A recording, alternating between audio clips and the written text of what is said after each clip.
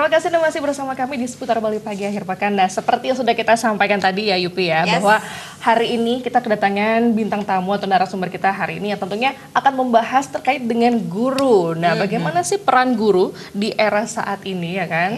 Apalagi kita tidak bisa pungkiri bahwa saat ini adalah kita masuk ke era digital. Ya. Yang semuanya serba apa-apa lihat gadget, semua apa-apa lihat handphone, mau belanja aja lihat handphone gitu ya. Sekarang sudah mudah banget ya. Betul.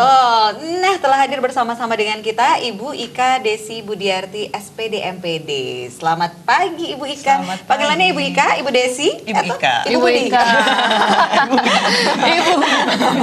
Ibu Ika, selamat pagi Ibu Ika, sehat? Sehat. Astagfirullah. Ini kita kasih informasi juga nih. Minggu lalu ya Bu ya? Minggu lalu nih. Ke tanggal 30 November. 30 November itu berhasil jadi juara nih, menerima penghargaan ya.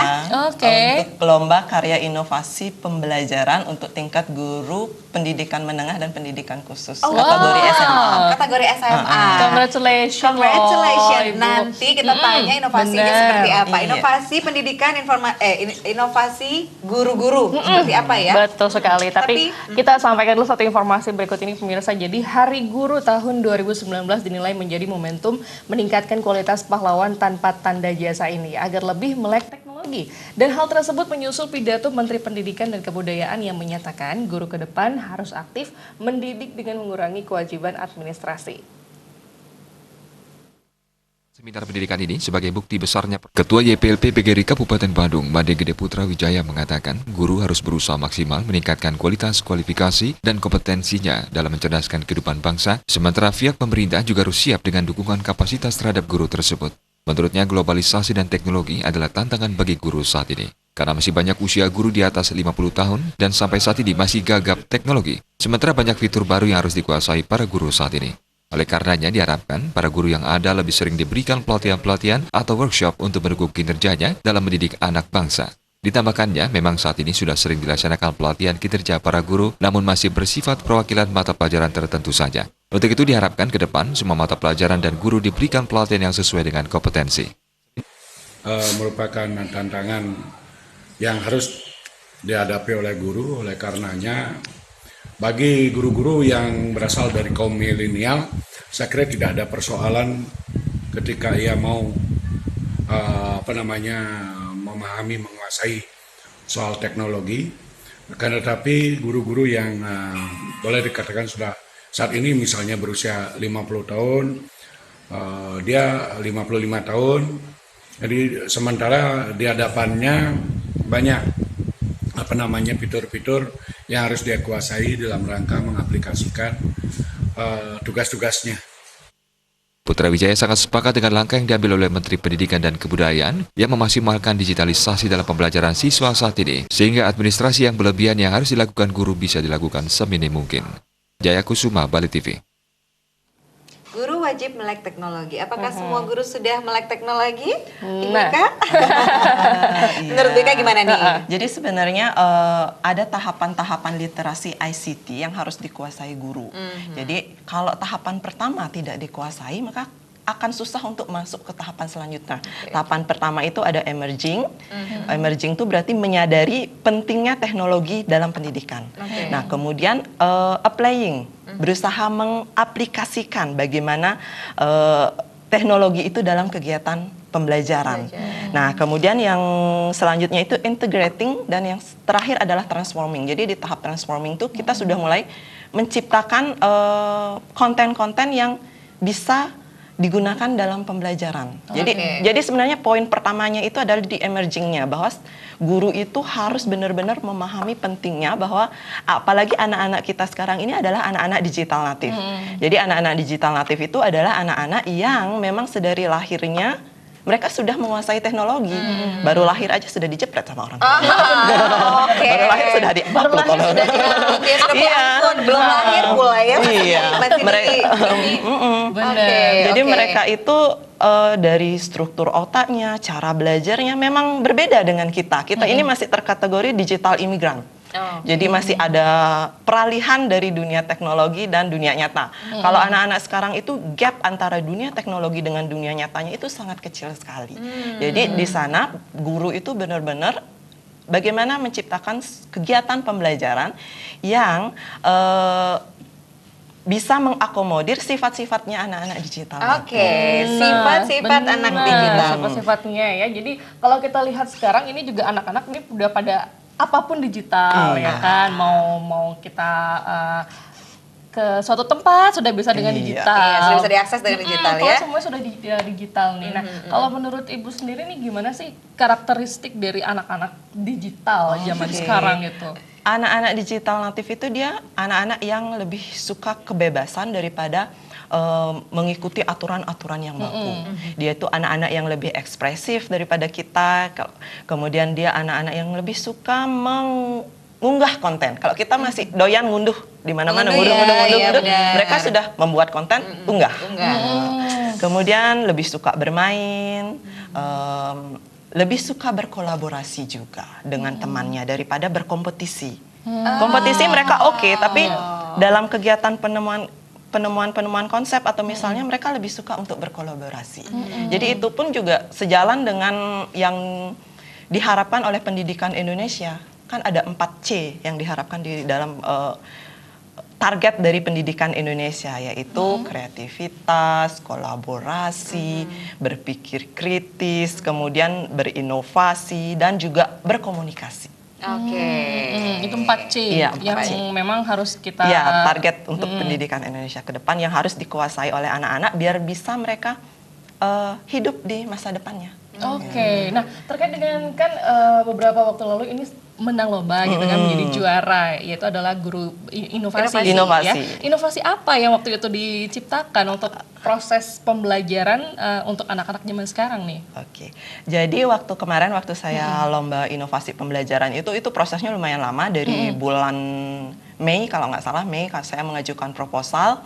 Setelah mengajukan proposal diseleksi, diberikan pelatihan, kemudian melakukan penelitian di sekolah, mengumpulkan laporan dan terakhir dipanggil sebagai finalis. Nah, yang saya lakukan, yang saya rancang itu adalah bagaimana anak-anak saya bisa menikmati pembelajaran, apalagi saya ini guru matematika. Matematika itu kan menjadi ditakuti lah. Padahal bagaimana matematika itu biar bisa disenangi. Saya ingat karakteristiknya anak-anak itu mereka lebih suka bermain. Bagaimana saya bisa anak-anak saya di rumah sebelum sekolah dia mau belajar. Jadi anak-anak bawa gadget, saya siapkan kontennya. Konten yang biasa dia pelajari di rumah, tapi nggak banyak. Cuman saya membuatkan video pembelajaran yang durasinya 5-7 menit. Saya minta mereka belajar di rumah, pelajari video yang saya buat itu, buat resumenya, nanti diupload di satu learning management system. Saya istilahnya nama learning management systemnya itu adalah Kelas Dojo.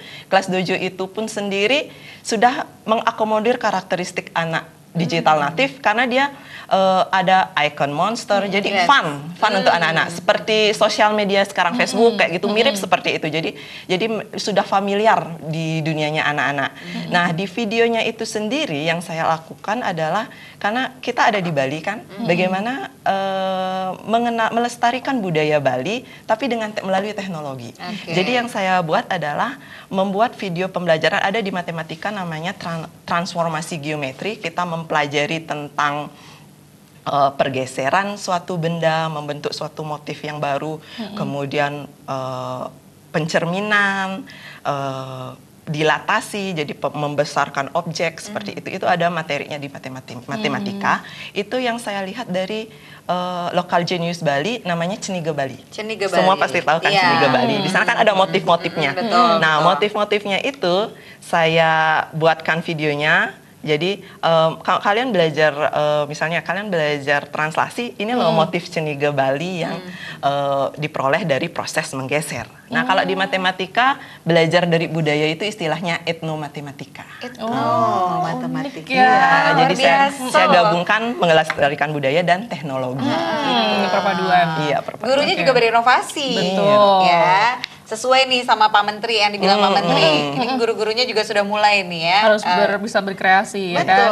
Apalagi sekarang seperti sudah disampaikan nih, banyak kita lihat juga dan semua sepertinya juga sudah tahu ya apa yang sudah disampaikan oleh Pak Menteri ya, bahwa saat ini jangan dibebankan dengan administrasi, Iya. tapi berikanlah mereka untuk ruang berekspresi. Ruang untuk berekspresi. Oke. Tidak hanya murid-murid juga, mungkin gurunya juga, karena di era digital sekarang ini sudah banyak banget.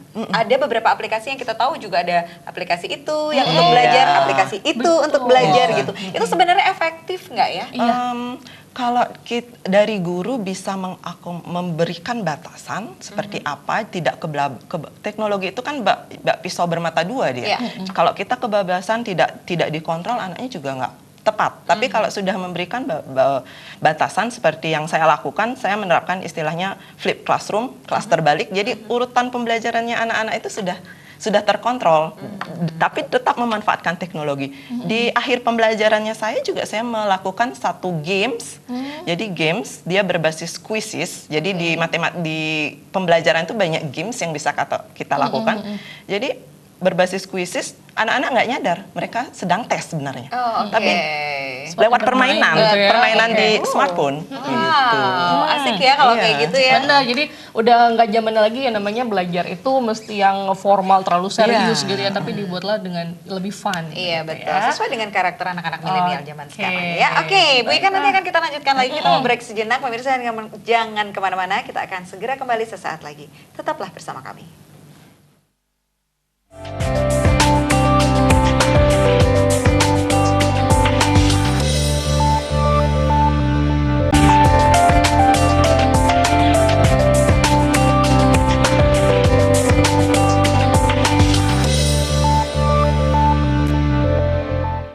Terima kasih Anda masih bersama kami. Pemirsa, peringatan Hari Guru yang jatuh pada 25 November 2019 disambut antusias oleh masyarakat.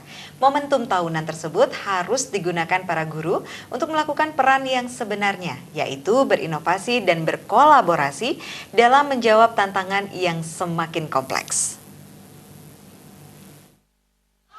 Hal tersebut diungkapkan langsung oleh akademisi Iwayan Lasmawan. Menurutnya, momentum Hari Guru saat ini merupakan sesuatu yang memang harus diberikan makna yang luar biasa.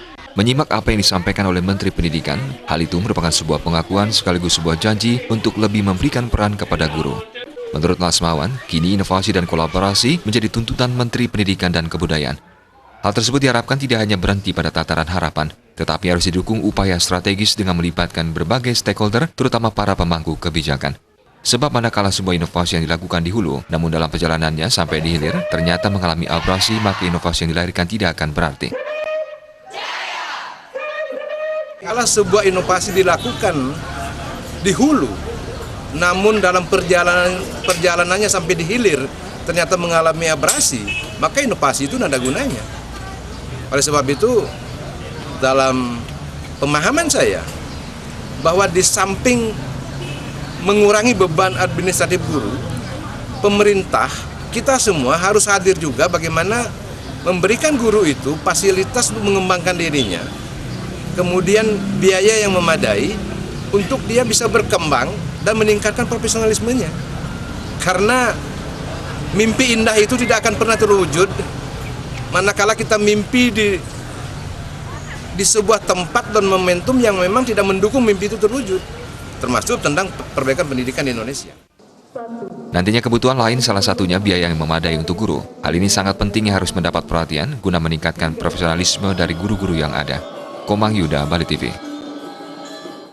Nah, Lagi-lagi harus berinovasi ya. Ternyata memang banyak banget cara-cara dari ternyata nggak gara-gara menteri aja nih ya. Memang guru-guru, termasuk guru-guru kita di Bali nih pada khususnya itu sudah lama sekali loh berinovasi. Banyak hal yang mereka sudah lakukan untuk kemajuan murid-muridnya seperti itu ya. Nah, ini tadi dapat informasi juga Bu Ika. Ini kan banyak banget seperti tadi saya bilang nih, ada itu gitu kan, ada ini gitu kan. Aplikasi-aplikasi begitu. Nah, Ibu Ika sendiri nih sebagai guru, ada yang diinovasikan nggak untuk membuat hal itu nih? Oke, jadi sebenarnya dari pemerintah itu sudah menyiapkan satu portal pembelajaran yang bisa diakses secara gratis oleh masyarakat. Jadi itu tidak berlaku untuk anak-anak yang dari keluarga mampu, tapi semua anak-anak difasilitasi.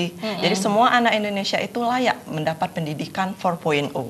Dengan semangat seperti itu, pemerintah melalui Pustekom, di bawah Kementerian Pendidikan, di bawahnya ada Pustekom, membesutkan satu portal pembelajaran namanya Rumah Belajar. Jadi guru-guru kita yang di setiap daerah nih, setiap masing-masing provinsi itu ada 30 sahabat rumah belajar. 30 orang sahabat rumah belajar kalau di Bali itu tersebar di hampir semua kabupaten. Jadi kalau misalnya dari sekolah-sekolah membutuhkan bagaimana sih pemanfaatan sumber belajar, bisa hubungi kami ber-30. Jadi proses pemilihan untuk yang tahun 2019 ini kami melalui proses untuk menjadi 30 sahabat rumah belajar ini melalui tahap 1, tahap 2, dan tahap 3. Di tahap 3 ini dilakukan BIMTEK, kami diajarkan seperti apa sih rumah belajar itu, konten-kontennya, bagaimana mengisinya, seperti itu, membuat konten yang layak untuk anak-anak. Satu fokus saya kemarin disampaikan oleh Kepala Pustekom, Kepala Pustekom, bahwa dari ribuan konten yang tersedia dan bisa diakses secara bebas oleh anak-anak kita, hanya sepertiganya konten positif. Jadi seperti itu semangat kami di guru, bahwa kami harus memfasilitasi bahwa anak-anak saya harus mendapat konten positif untuk belajarnya. Jadi mereka biar tidak bebas mengakses konten-konten negatif. Jadi seperti itu. Wow, kecil sekali ya. Iya. Luar biasa itu tantangannya. Oke. berarti Tantangan Wika banget ya. bagi guru. Tantangan banget. Oke, dan dari apa namanya Rumah belajar. rumah belajar saat ini sudah Ada di Play Store, jadi tinggal dicari Rumah Belajar Kemdikbud, diinstal bisa, atau di website bisa dicari belajar.kemdikbud.go.id. Gitu. Wow. Dia berbasis website dan aplikasi. Cara Oke, belajar itu benar. sekarang udah gampang loh. Gampang. Sudah semua orang bisa mengakses. Betul. Jadi nggak ada lagi istilah saya orang miskin, nggak bisa belajar. Apalagi Saya sekarang orang udah bisa. Sekarang ya sudah kan? bisa. Hanya bermodalkan gadget, ya kan. Apalagi sekarang kayaknya untuk metode pembelajaran yang banyak bawa buku kemana-mana itu juga Itu, sekarang sudah agak berkurang. Agak berkurang, ya. Karena ya. sekarang apa-apa carinya di gadget gitu. Dan kalau untuk rumah belajar sendiri ini murid-muridnya sudah banyak yang menggunakan juga. Kami sebagian besar sudah melakukan sosialisasi ke sekolah-sekolah bagaimana cara anak-anak memanfaatkan rumah belajar, ke guru-gurunya juga. Oh iya iya iya. Orang tua juga bisa, beberapa orang tua juga sempat menghubungi saya bagaimana saya bisa memanfaatkan ini untuk anak-anak saya di rumah. Gitu. Kami selalu melayani pertanyaan-pertanyaan seperti itu, kami jelaskan seperti apa. Asik loh ya kalau Iya. kayak gitu ya. Nah ini kalau misalnya kita balik lagi nih, kalau kita berbicara tentang murid-murid di zaman digital milenial dengan karakter mereka yang Yang- seperti itu.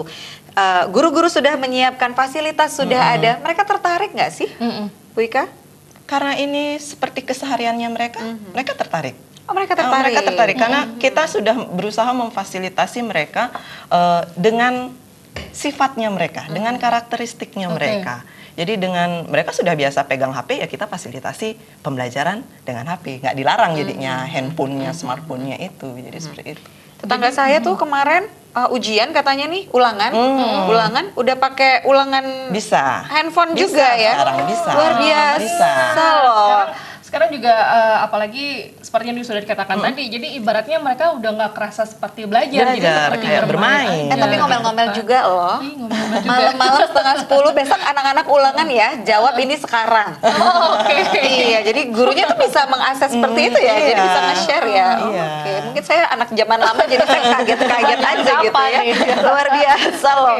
Unik ya kalau misalnya kita ngomongin tentang anak-anak di era digital saat ini yang istilahnya bermain sambil belajar gitu ya. Dan ada nggak sih tantangan lainnya gitu yang dihadapi oleh guru selain misalnya guru-guru yang saat ini ada beberapa mungkin yang belum melek teknologi Melek itu gimana?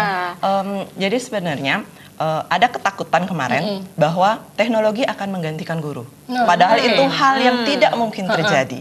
Karena ada empati, karakter positif, itu tidak akan pernah bisa anak-anak dapatkan dari teknologi. Itu memerlukan teladan. Teladannya itu adalah guru.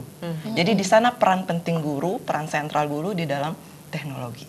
Jadi selain membuat rule yang benar untuk pendidikan anak-anak, memanfaatkan teknologi, kita juga adalah teladan bagi anak-anak. Seperti itu. Jadi jangan sampai ya, dan Iya. sepertinya tidak akan mungkin Iya. bahwa teknologi akan menggantikan Tidak akan guru. mungkin. Guru. Ya, karena Dan ada beberapa juga yang tidak mereka dapatkan dari iya, teknologi. bener ya, perkembangan karakter terutama. Nah ini jadi buat ibu guru, bapak guru yang masih belum melek teknologi, yang masih males-malesan gitu ya. Ayo dong sekarang mulai lagi belajar Oke. ya Bu Ika ya. Iya. Biar Bu Ika juga ada temennya nanti.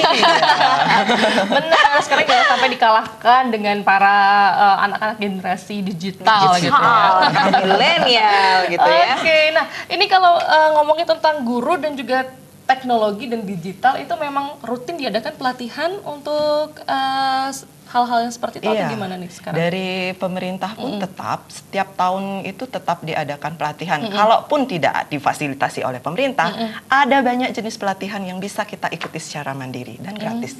Oh, gratis. Tapi sekolah sendiri ngedukung nggak sih Bu? Support nggak? Ngedukung Ngedukung pastinya. banget Tentunya ya. Nah, Ini kan untuk Untuk kita kemajuan. guru-guru ini kan bukan untuk menyiapkan anak-anak di masa sekarang, tapi menyiapkan anak-anak di masa depan. Masa depan. Iya.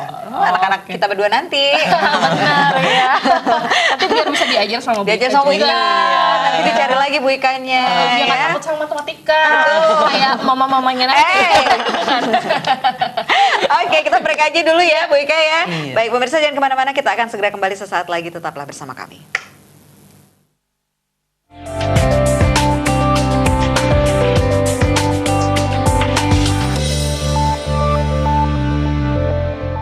Mulai sekarang makan makanan sehat Betul. supaya nutrisinya seimbang, terus kemampuan otak dan belajarnya juga oke. Biar pintar. Biar pintar ya anak-anaknya Ibu. Gitu ya.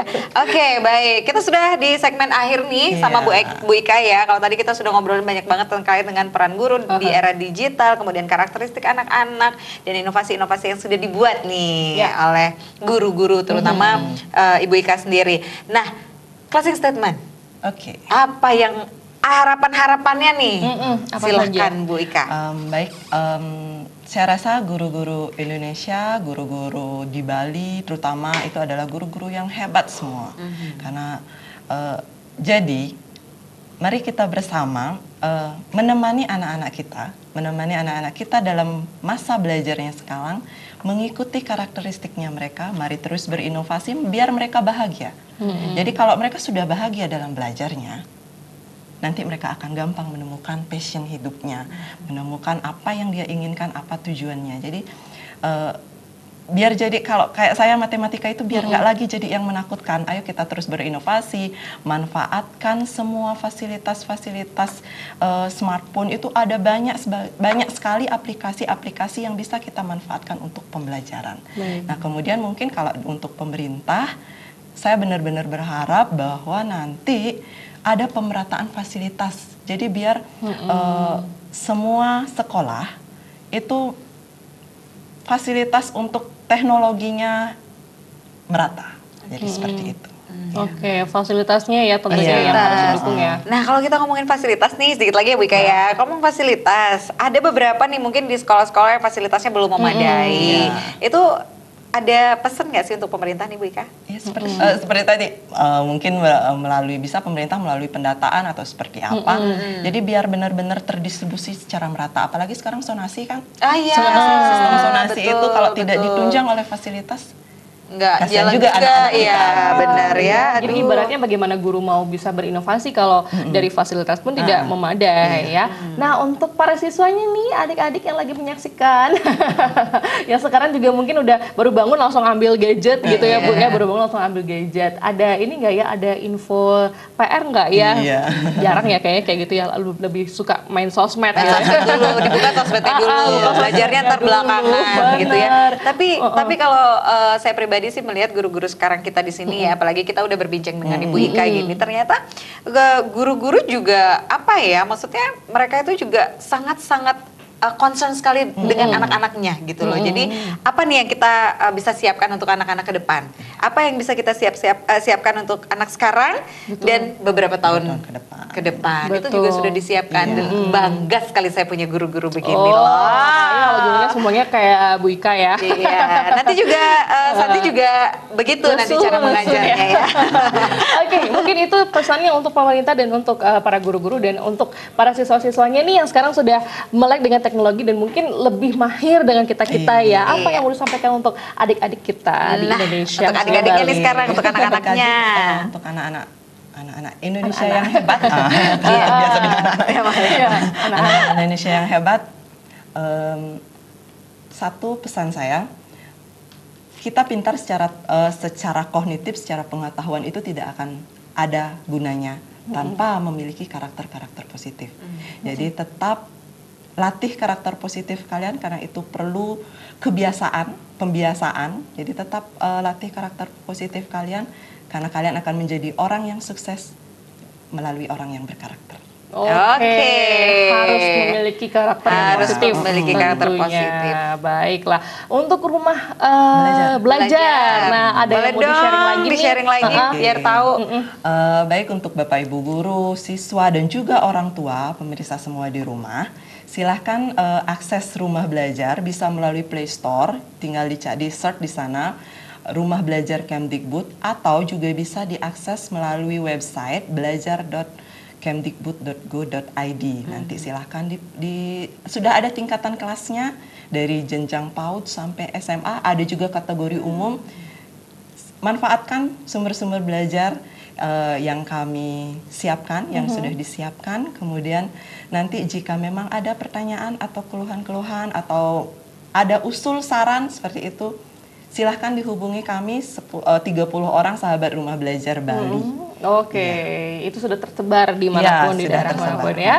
Oke, Rumah Belajar Bali. Rumah Belajar Bali. Jadi sekarang belajar udah nggak monoton seperti yang zaman dulu, tapi belajar udah asik sekarang. Asik. Tentunya itu belajar di mana saja, kapan Nah, saja, itu dia dengan siapa Ya, saja. baiklah. Dan satu lagi harus diingat tadi Bu Ika sudah sampaikan bahwa tidak ada yang mampu menggantikan seorang guru. Peran guru untuk anak-anak itu tidak ada yang akan menggantikan. Tidak ada yang Secanggih apapun teknologi itu ya. Iya. Luar biasa Ibu Ika, terima kasih banyak loh pagi hari ini. Sama-sama. Sudah bergabung bersama kita.